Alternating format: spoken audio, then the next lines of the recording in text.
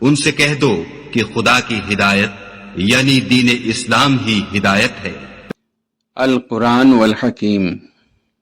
فرشتے نے کہا کہ یوں ہی ہوگا، تمہارے پروردگار نے فرمایا کہ یہ مجھے آسان ہے، اور میں اسے اسی طریق پر پیدا کروں گا تاکہ اس کو لوگوں کے لیے اپنی طرف سے نشانی اور ذریعہ رحمت و مہربانی بناؤں، اور یہ کام مقرر ہو چکا ہے۔ تو وہ اس بچے کے ساتھ حاملہ ہو گئیں اور اسے لے کر ایک دور جگہ چلی گئیں۔ پھر درد ذہ ان کو کھجور کے تنے کی طرف لے آیا، کہنے لگیں کہ کاش میں اس سے پہلے مر چکتی اور بھولی بسری ہو گئی ہوتی۔ اس وقت ان کے نیچے کی جانب سے فرشتے نے ان کو آواز دی کہ غمناک نہ ہو، تمہارے پروردگار نے تمہارے نیچے ایک چشمہ پیدا کر دیا ہے، اور کھجور کے تنے کو پکڑ کر اپنی طرف ہلاؤ، تم پر تازہ تازہ کھجوریں جھڑ پڑیں گی، کھاؤ اور پیو اور آنکھیں ٹھنڈی کرو۔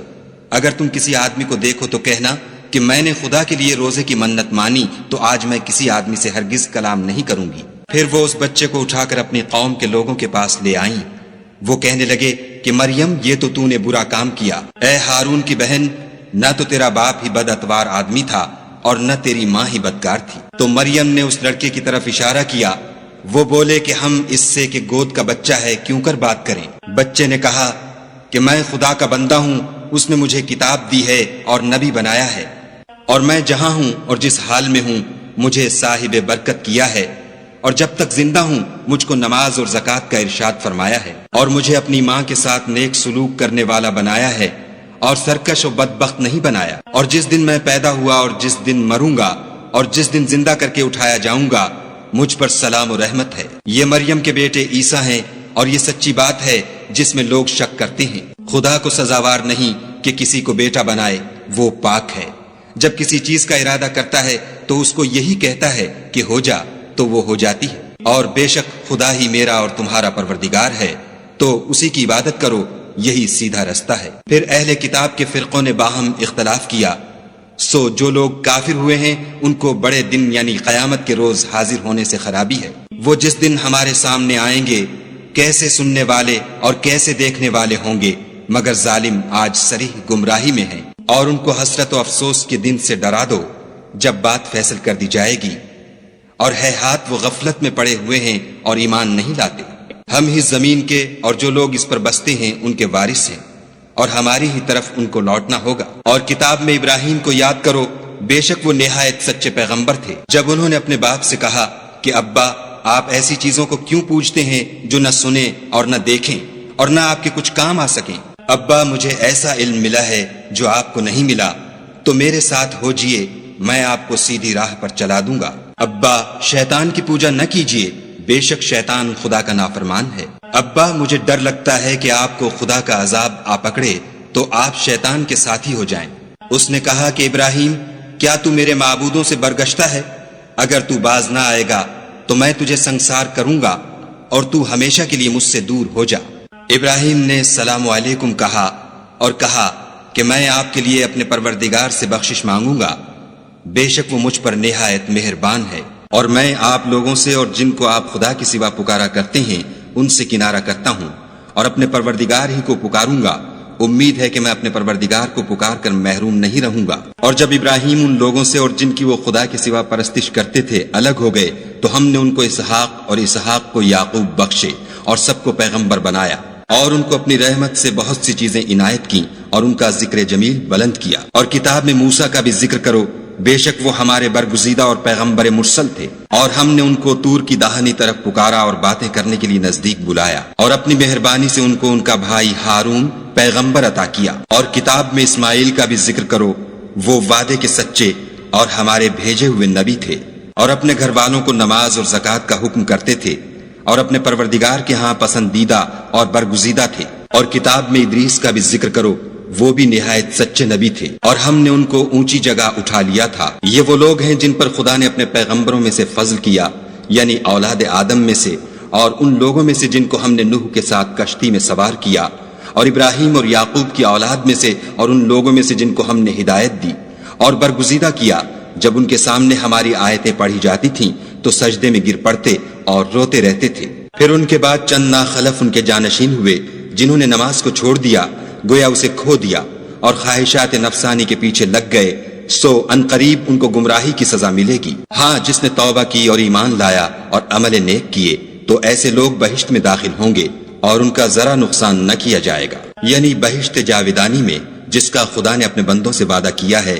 اور جو ان کی آنکھوں سے پوشیدہ ہے، بے شک اس کا وعدہ نیکوکاروں کے سامنے آنے والا ہے۔ وہ اس میں سلام کے سوا کوئی بیہودہ کلام نہ سنیں گے اور ان کے لیے صبح و شام کھانا تیار ہوگا۔ یہی وہ جنت ہے جس کا ہم اپنے بندوں میں سے ایسے شخص کو مالک بنائیں گے جو پرہیزگار ہوگا۔ اور فرشتوں نے پیغمبر کو جواب دیا کہ ہم تمہارے پروردگار کے حکم کے سوا اتر نہیں سکتے، جو کچھ ہمارے آگے ہے اور جو پیچھے ہے اور جو ان کے درمیان ہے سب اسی کا ہے، اور تمہارا پروردگار بھولنے والا نہیں، یعنی آسمان اور زمین کا اور جو ان دونوں کے درمیان ہے سب کا پروردگار۔ تو اسی کی عبادت کرو اور اس کی عبادت پر ثابت قدم رہو، بھلا تم کوئی اس کا ہم نام جانتے ہو؟ اور کافر انسان کہتا ہے کہ جب میں مر جاؤں گا تو کیا زندہ کر کے نکالا جاؤں گا؟ کیا ایسا انسان یاد نہیں کرتا کہ ہم نے اس کو پہلے بھی تو پیدا کیا تھا اور وہ کچھ بھی چیز نہ تھا؟ تمہارے پروردگار کی قسم، ہم ان کو جمع کریں گے اور شیطانوں کو بھی، پھر ان سب کو جہنم کے گرد حاضر کریں گے اور وہ گھٹنوں پر گرے ہوئے ہوں گے۔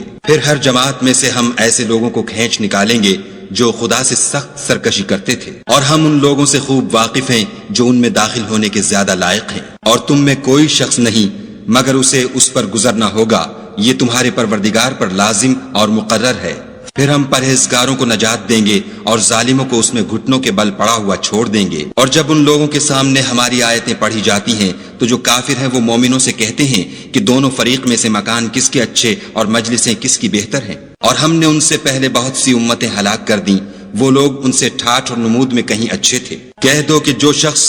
گمراہی میں پڑا ہوا ہے خدا اس کو آہستہ آہستہ مہلت دیے جاتا ہے، یہاں تک کہ جب اس چیز کو دیکھ لیں گے جس کا ان سے وعدہ کیا جاتا ہے، خواہ عذاب اور خواہ قیامت، تو اس وقت جان لیں گے کہ مکان کس کا برا ہے اور لشکر کس کا کمزور ہے۔ اور جو لوگ ہدایت یاب ہیں خدا ان کو زیادہ ہدایت دیتا ہے، اور نیکیاں جو باقی رہنے والی ہیں وہ تمہارے پروردگار کے صلے کے لحاظ سے خوب اور انجام کے اعتبار سے بہتر ہیں۔ بھلا تم نے اس شخص کو دیکھا جس نے ہماری آیتوں سے کفر کیا اور کہنے لگا کہ اگر میں اثر نو زندہ ہوا بھی تو یہی مال اور اولاد مجھے وہاں ملے گا؟ کیا اس نے غیب کی خبر پالی ہے یا خدا کے یہاں سے عہد لے لیا ہے؟ ہرگز نہیں، یہ جو کچھ کہتا ہے ہم اس کو لکھتے جاتے اور آہستہ آہستہ عذاب بڑھاتے جاتے ہیں، اور جو چیزیں یہ بتاتا ہے ان کے ہم وارث ہوں گے اور یہ اکیلا ہمارے سامنے آئے گا۔ اور ان لوگوں نے خدا کے سوا اور معبود بنا لیے ہیں تاکہ وہ ان کے لیے موجب عزت و مدد ہوں۔ ہرگز نہیں، وہ معبودان باطل ان کی پرستش سے انکار کریں گے اور ان کے دشمن و مخالف ہوں گے۔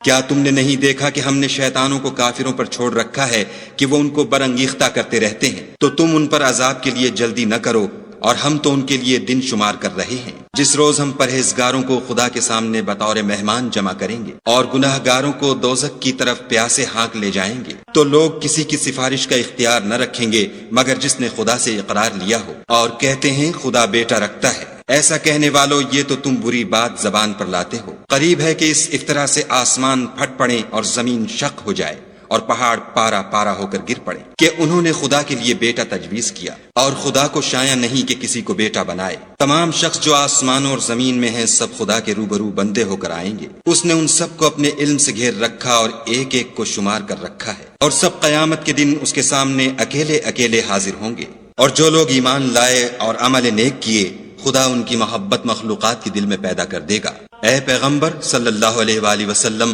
ہم نے یہ قرآن تمہاری زبان میں آسان نازل کیا ہے تاکہ تم اس سے پرہیزگاروں کو خوشخبری پہنچا دو اور جھگڑالوؤں کو ڈر سنا دو۔ اور ہم نے ان سے پہلے بہت سے گروہوں کو ہلاک کر دیا ہے، بھلا تم ان میں سے کسی کو دیکھتے ہو یا کہیں ان کی بھلائی؟ قال كذلك قال ربك هو علي هين ولنجعله آية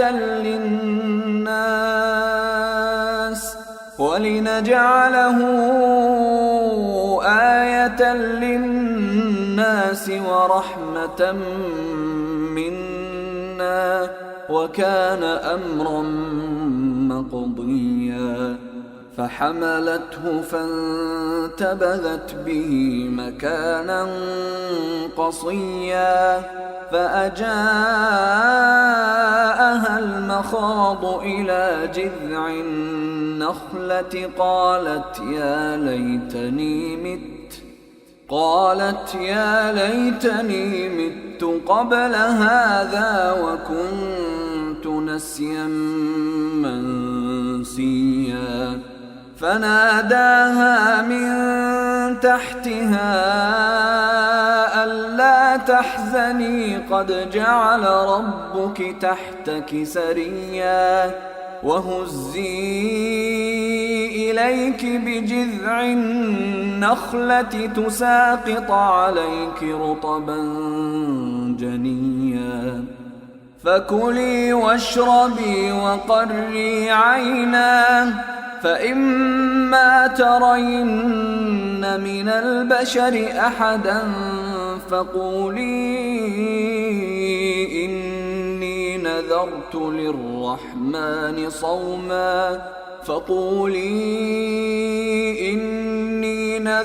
للرحمن صوما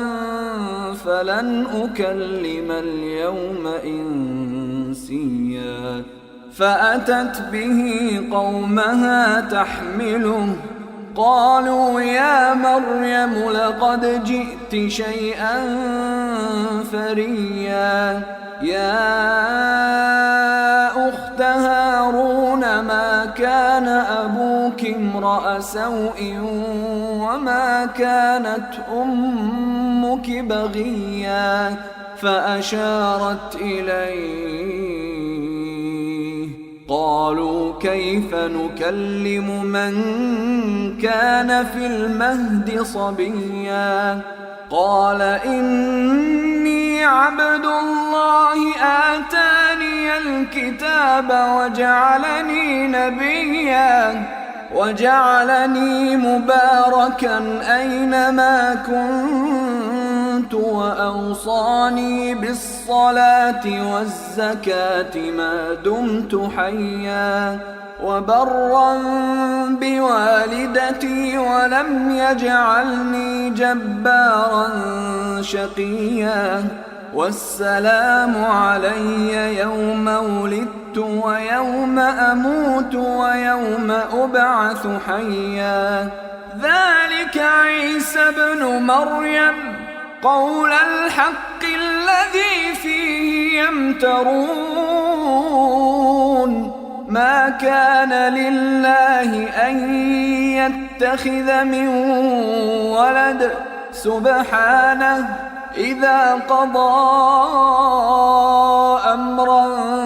فإنما يقول له كن فيكون وإن الله ربي وربكم فاعبدوه هذا صراط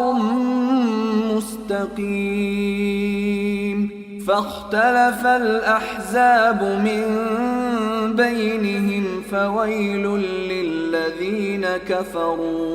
فويل للذين كفروا من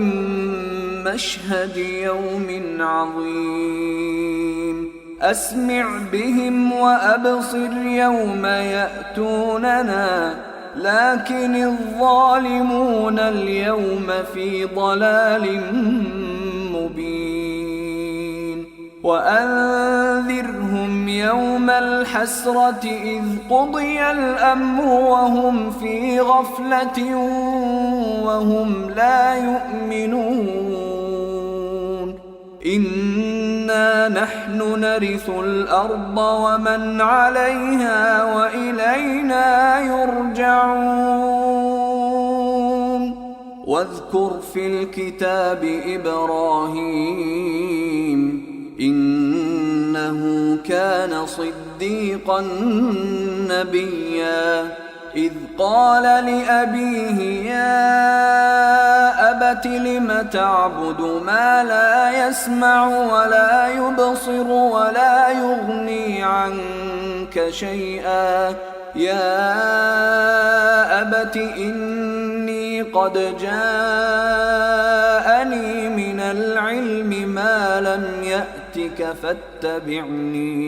فاتبعني أهدك صراطا سويا يا أبت لا تعبد الشيطان إن الشيطان كان للرحمن عصيا يا أبت إني أخاف أن يمسك عذاب من الرحمن فتكون للشيطان وليا قال أراغب أنت عن آلهتي يا إبراهيم لئن لم تنته لأرجمنك واهجرني مليا قال سلام عليك سأستغفر لك ربي إنه كان بي حفيا وأعتزلكم وما تدعون من دون الله وأدعو ربي عسى ألا أكون بدعاء ربي شقيا فلما اعتزلهم وما يعبدون من دون الله وهبنا له إسحاق ويعقوب وكلا جعلنا نبيا ووهبنا لهم من رحمتنا وجعلنا لهم لسان صدق عليا واذكر في الكتاب موسى إنه كان مخلصا وكان رسولا نبيا وناديناه من جانب الطور الأيمن وقربناه نجيا ووهبنا له من رحمتنا أخاه هارون نبيا واذكر في الكتاب إسماعيل إنه كان صادق الوعد وكان رسولا نبيا وكان يأمر أهله بالصلاة والزكاة وكان عند ربه مرضيا واذكر في الكتاب إدريس إنه كان صديقا نبيا ورفعناه مكانا عليا أولئك الذين أنعم الله عليهم من النبيين من ذرية آدم وممن حملنا مع نوح ومن ذرية إبراهيم وإسرائيل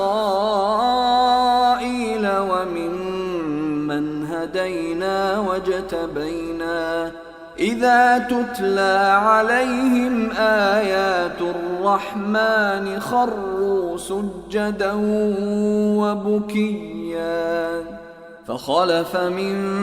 بعدهم خلف أضاعوا الصلاة واتبعوا الشهوات فسوف يلقون غيا إلا من تاب وآمن وعمل صالحا فأولئك يدخلون الجنة ولا يظلمون شيئا جنات عدن التي وعد الرحمن عباده بالغيب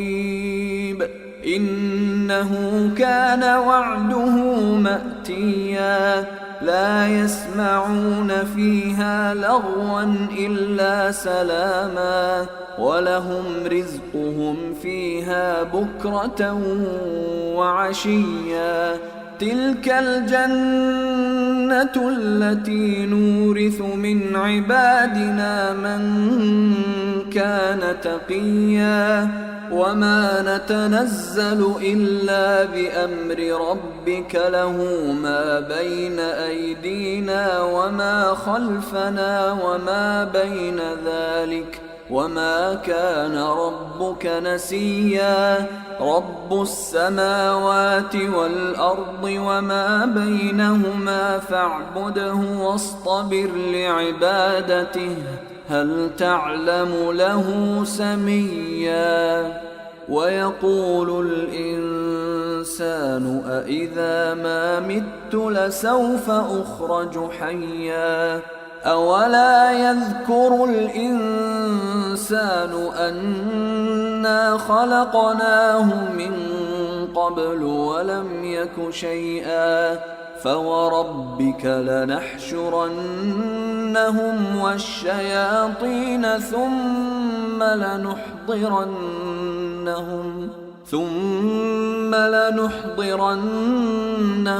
حول جهنم جثيا ثم لننزعن من كل شيعة أيهم أشد على الرحمن عتيا ثم لنحن أعلم بالذين هم أولى بها صليا وإن منكم إلا واردها كان على ربك حتما مقضيا ثم ننجي الذين اتقوا ونذر الظالمين فيها جثيا وإذا تتلى عليهم آياتنا بينات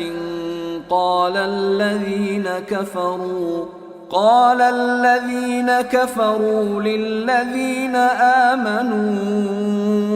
أي الفريقين خير مقاما وأحسن نديا وكم أهلكنا قبلهم من قرن هم أحسن أثاثا ورئيا قل من كان في الضلالة فليمدد له الرحمن مدا حتى إذا رأوا ما يوعدون إما العذاب وإما الساعة فسيعلمون من هو شر مكانا وأضعف جندا ويزيد الله الذين اهتدوا هدى والباقيات الصالحات خير عند ربك ثوابا وخير مردا أفرأيت الذي كفر بآياتنا وقال لأوتين مالا وولدا أطلع الغيب أم اتخذ عند الرحمن عهدا كلا سنكتب ما يقول ونمد له من العذاب مدا ونرثه ما يقول ويأتينا فردا واتخذوا من دون الله آلهة ليكونوا لهم عزا كلا سيكفرون بعبادتهم ويكونون عليهم ضدا ألم تر أنا أرسلنا الشياطين على الكافرين تؤزهم أزا فلا تعجل عليهم إنما نعد لهم عدا يوم نحشر المتقين إلى الرحمن وفدا ونسوق المجرمين إلى جهنم وردا لا يملكون الشفاعة إلا من اتخذ عند الرحمن عهدا وقالوا اتخذ الرحمن ولدا لقد جئتم شيئا إدا تكاد السماوات يتفطرن منه وتنشق الأرض وتخر الجبال هدا أن دعوا للرحمن ولدا وما ينبغي للرحمن أن يتخذ ولدا إن كل من في السماوات والأرض إلا آتي الرحمن عبدا لقد أحصاهم وعدهم عدا وكلهم آتيه يوم القيامة فردا إن الذين آمنوا وعملوا الصالحات سيجعل لهم الرحمن ودا فإنما يسرناه بلسانك لتبشر به المتقين وتنذر به قوما لدا وكم أهلكنا قبلهم من قرن هل تحس منهم من أحد أو تسمع لهم ركزا صدق الله العظيم وما خلقت الجن والإنس إلا ليعبدون और मैंने जिन्न और इंसानों को इसलिए पैदा किया है कि मेरी इबादत करें।